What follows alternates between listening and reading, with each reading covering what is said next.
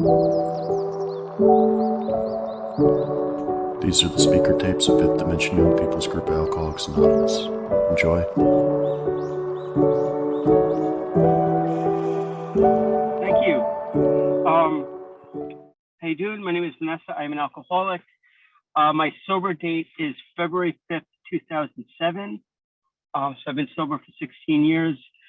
I guess some basic, I think this is a great, before everything got started, I'm looking through and there's people all over the country. And I think that's really like so cool.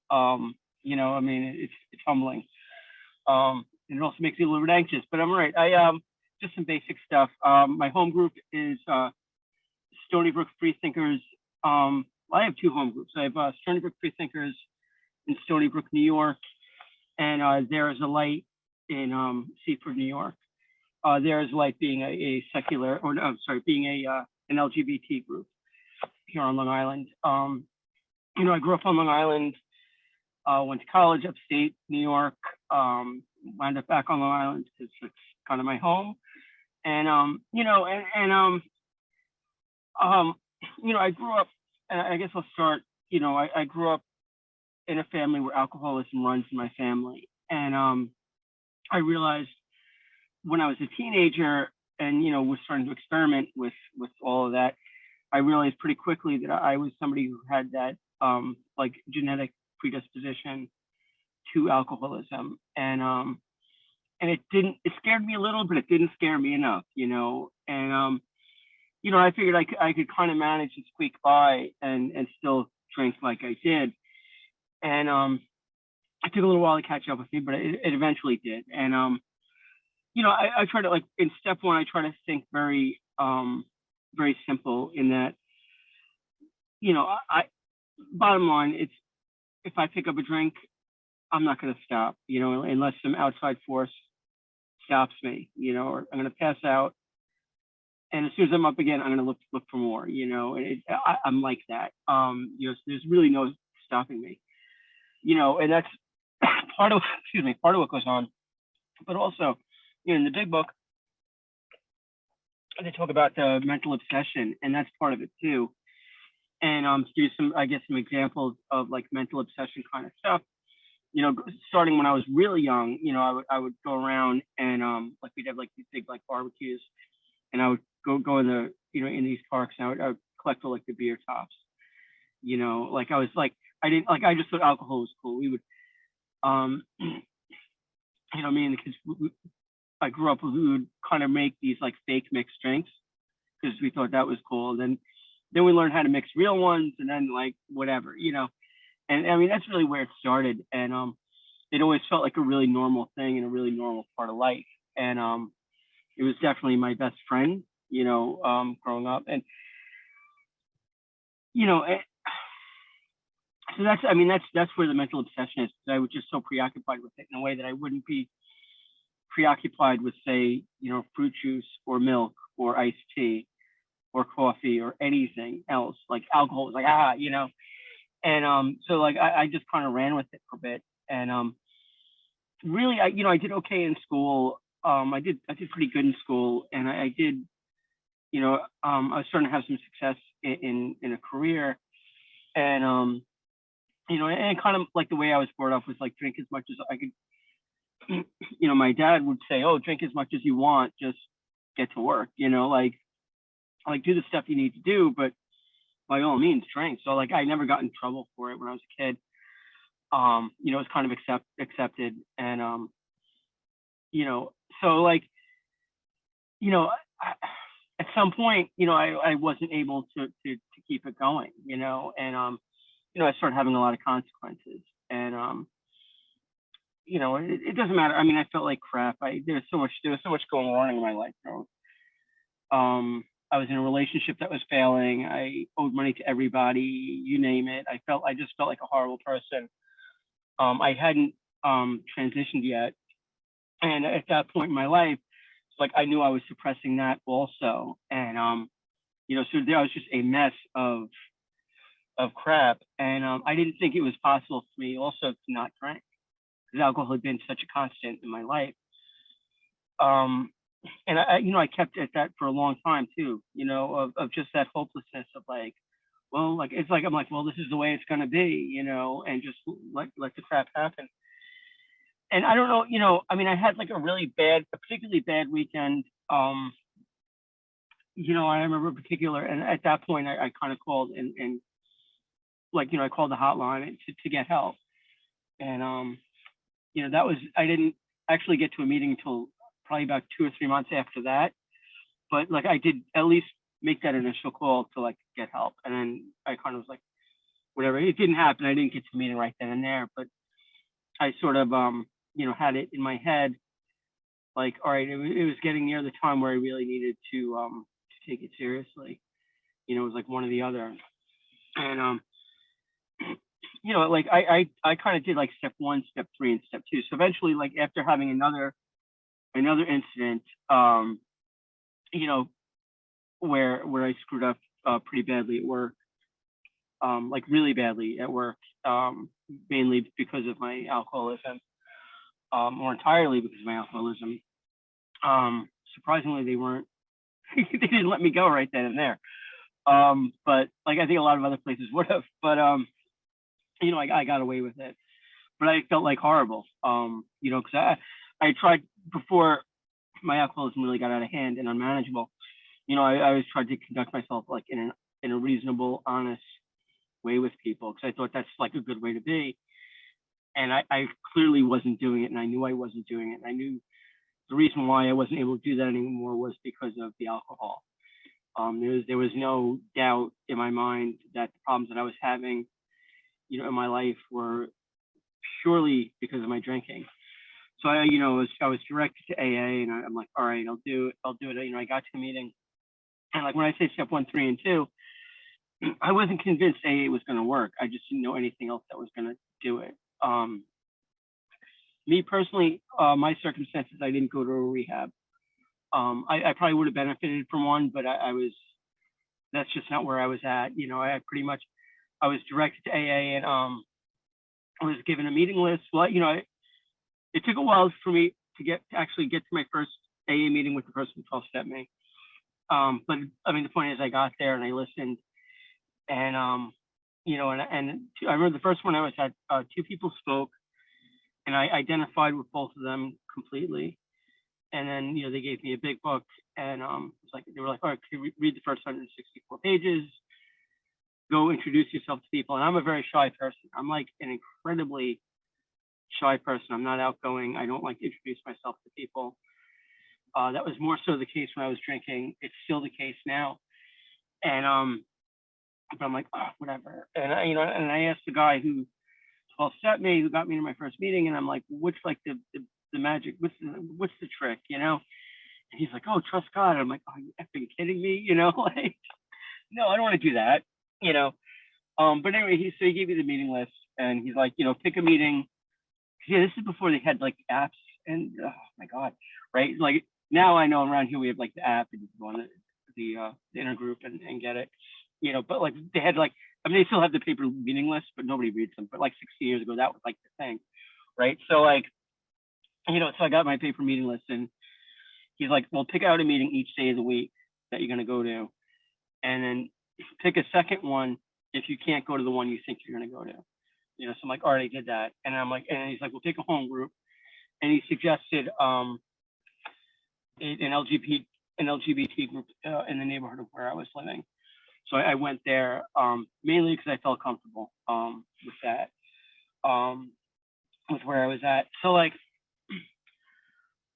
so I did it, and like I before AA, I gone to school and graduated and whatever, and like I kind of like approached AA like, all right, well, this is the instructions, and I'm gonna follow it and see what happens. I was convinced it was gonna work, but I wanted to know I would give it like an honest try, and I had gotten a sponsor right off the bat, and I wanted to make sure that it's a program of honesty, so I have to be honest with my friends in the program, particularly my sponsor and in my home group. But so I wanted to make sure that if she was going to ask me questions about stuff, I could give an honest answer. So yeah, and like, so like she got me right off the bat on praying on a daily basis, and keeping it really simple. Whereas like I get up in the morning, and when I started coming to meetings for the first maybe like 2 months or so, I would drink and then not drink. I wasn't like I got to my first meeting and it was no drink ever again. It was, I went through a phase where I would maybe not drink for a few days and then drink and whatever. And I mean, this went on for a bit. And I had this, so I pray in the morning and keep it really simple and, ask God for a sober day. And, I didn't believe that God was going to help me or anything like that. I just literally wanted to be able to, when my sponsor asked, tell her, yep, I prayed today. I wanted that to be an honest answer. And then in the evening, pray at night, thank you God for a sober day. And what I would do is, because I had this calendar, and it was like right around like the beginning, my sober date's early February. So like I had gotten this calendar. And so like what I was doing was, if it was, if I had gotten a day without drinking, when I prayed that second time in the evening, I would draw like a little happy face on the calendar. And then if I drank that day, I'd be there in front of the calendar drunk, but I'd draw a little sad face, and just trying to get, like, I needed like a visual thing. I also others, eventually though, like it clicked, and I was able to, the days started accumulating.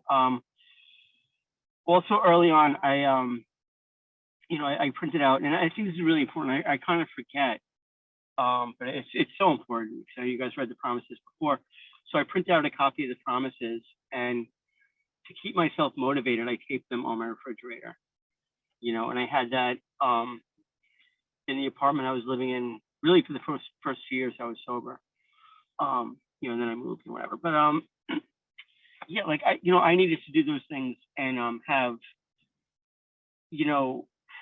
like I had to be consistent, and that was my step 3, was like doing what was instructed of me, and then getting that result of, not drinking a day at a time, and then feeling good. And I remember like early, I was like, it must have been about April of that year or whatever, like spring. And I had gotten up, it was like a weekend. I had gotten up, where I was supposed to do some thing or whatever. And I had gotten up early, and it was like the birds were singing, and it was so nice out. The sun was out, people were up jogging, out, like, it's like I was up like early as I normally would be on the weekend. And I'm like, oh my God, this is what normal people do, this is good, I mean, because my weekends when I was drinking, I was not getting up early. I was like, the birds would be singing. I'm like, oh shit, I got to go to bed now, And that was, I mean, that's where I came from, and that's what had become normal to me. And here I am enjoying this, Saturday, Sunday morning, whatever it is. And I've been pretty consistent about going to meetings and calling my sponsors, and still am. So that was my step 3, and I'm just realizing that this all works, and and just saying like, oh wow, that was it. Just with my step 2 rather, it's just, wow, this is all working. That power greater than myself, and I don't know, I don't know what that power is. I never did, and I don't need to, and I know on like the religious front, I'm very defiant when it comes to the religion I was brought up with, and that's just me, my experience and my perspective. Everyone's got a different perspective, and I know I've mellowed out a lot on my defiance, in the time I've been coming to meetings, and mainly because I listen to other people, and sometimes that defiance is a little bit of ego on my part, and so like, but it's really a reward, and but like the rest of the steps all come in. I did my 4th step.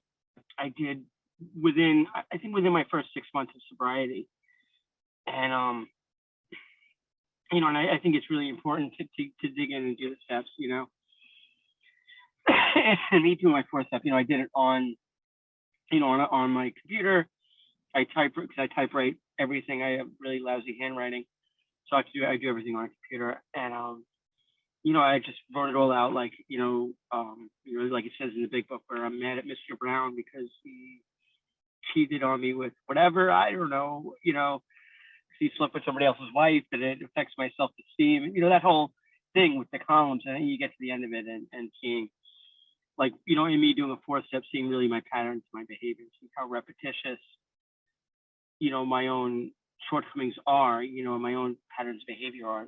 Realizing also that in anything that's gone screwy in my life, you know, I am the common denominator, you know, to all of that. It's me everywhere, you know, different people, different situations, different cities, whatever.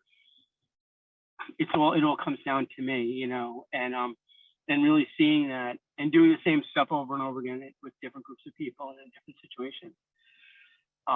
You know, now it's the 4th step, and then the 5th step, of course, I read it to my sponsor, you know, and did a little prayer before that. And then after I'm done doing it, you know, formally doing my 5th step, you know, my sponsor says to me, she's like, "Are you entirely ready to have God remove all your defects of character?" And I'm like, "Yeah, sure. Sounds good." Little did I know, you know, it's very deceptive. You know, you go in the big book and it's a couple of paragraphs. You know, step 7 is literally 1 paragraph. Step 6 is, I think, like 2 or 3. But wow, I took a lot of time working on that, and it's all good, you know, and it's all good, you know. Like, I spent a lot of time on 6 and 7 before I got to 8 and 9, and it's, you know, the steps. It's a continual thing. You only have to get right 100% is the first step. After that, you know, I just have to give my best shot, you know, and some days I'm really doing well with things and some days I'm really not. And, you know, and when it comes to 6 and 7, you know, sometimes there are things that a few years ago I was completely oblivious about in terms of my behavior.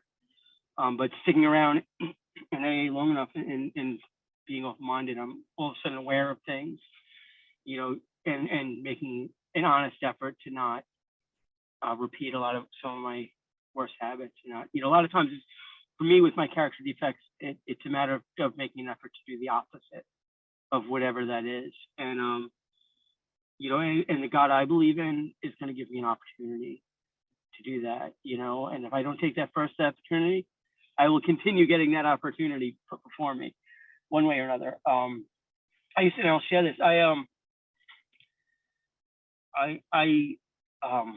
Well, I'm an attorney, right? And when I was early on in sobriety, I was in court like every day. And I was, you know, I'd go to court, I have to appear on cases, I have to negotiate with people. And I'm a socially anxious person. So like I would literally do the 7-step prayer in my car before I went in, just to get myself centered and just to make sure that I was going to behave with people in an ethical way, you know, and in a way that I could go home and feel good about myself and have that reputation among the people I worked with, that I could be an honest person and be taken seriously and so forth. And you know, so like I would have it out in my stomach, and I would do that, and I would have opportunities to really not indulge. So you know, because it's a stressful situation, so like it could be a stressful job, and not out of fear or stress or competitiveness indulge whatever character defect I'm going to indulge, you know, and really, and it took a little while. You know, like I said, I was, when I first got sober, I was on the way out of that job. I was like, you know, and I stayed at that particular firm I was at in that particular area of law. I stayed there for right up until the pandemic. So, you know, I stuck around there for, I'm not good at math, 13 or 14 years, you know, after I got sober. You know, and by the time, you know, everything happened with the pandemic and I had to change, you know, what I was doing. You know, I was somebody who was taken seriously and trusted, and you know, I had a reputation for somebody who could be like level-headed and you know, reliable, and that's all because of working the program and, you know, taking it seriously and being honest about my character defects, you know, and calling my sponsor and telling her what's going on, you know, all of that, and really and setting, you know, standards for myself on how I'm going to behave with people. And that's all the stuff you learn, certainly in 6 and 7, and then 8 and 9.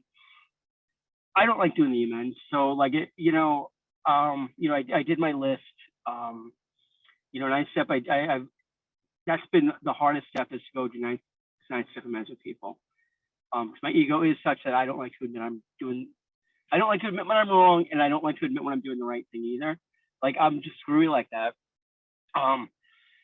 but if I'm living right in the first place, then there's fewer, I don't have to worry as much about, I have to think, am I going to have to do an amends for this later, and that usually keeps me in line. And talking to my sponsor, she is like very much like my spiritual, like I know if I'm thinking about doing anything screwy, if I run it by like I know if my sponsor's going to say no, or she's going to say, well, think about it or whatever, like that I shouldn't be doing it, and so and she really keeps me on the straight and narrow in terms of, and and over time, it's just things get way easier with sobriety, and and I 10 step, same thing. That's just keeping it like I heard earlier on that everything I learned, you learn in AA that you need, you learn the first 90 days. After that, it's all repetition. And 10 step is very much just for me. I use it to like focus on the day and focus on certainly, I'll ask myself on any given day, what am I doing today, for my sobriety, and certainly looking at my own behavior to take care of myself, to take care of the people around me. I mean, today, even before doing this meeting, I did, another meeting that I regularly go to. I made sure I was there and I have a commitment there, and I did my commitment and all that. Like I knew I had to do that. I prayed this morning. I texted, I didn't call my sponsor yet, but we were texting earlier today. We hung out yesterday. We did a little bit of hiking, So, I stay connected with people in the program. And that's a really important part of me staying sober. And like I said, prayer every day I pray, and lately, or, I do a 3rd and 7th step prayer. I also add in things, depending on what's going on in my life. Like I said, like the thing I've been adding to recently or past few months is, asking God to help me connect with people, and asking God to help me accept criticism with grace and maturity. That could be a challenge for me, and so like those are the things, and that little part of the end changes depending on what things I need to work on, and so sometimes it's 3rd step. During the pandemic, I went through a stretch of like 8 months where I wasn't working because everything was closed down and it was just a mess. And I just bought it, like, I mean, I was so worried about so many things, and I had to do like the 3rd step of just like put it in God's hands, and I did that, and I did that in my prayer, of just here you go, God, whatever's gonna happen, give me the strength to do it. And and that's it, and being consistent with it. And step 12, having had a spiritual experience, as a result of these steps, we carry the message to other alcoholics who practice these principles in all our affairs. So like, my spiritual experience, I never had a big white light experience, but I do a little bit every day, and that's really where it is. I didn't come to AA thinking, I'm going to go work on my character defects and develop my spirituality, blah, blah, blah. No, I'm like, no, I just didn't want to drink for a bit, and then everything else is like the stuff I have to do. And so like that's it, and I do speak at meetings. I enjoy speaking at meetings. So like, okay. And that's it, and just I try to listen and try to just do what I can for service. I'm pretty consistent when it comes to taking commitments and being available. So with that, I'll give it over to you guys. So thank you. Vanessa, thank you. That was awesome. Gosh, Moses just keeps wall of fame.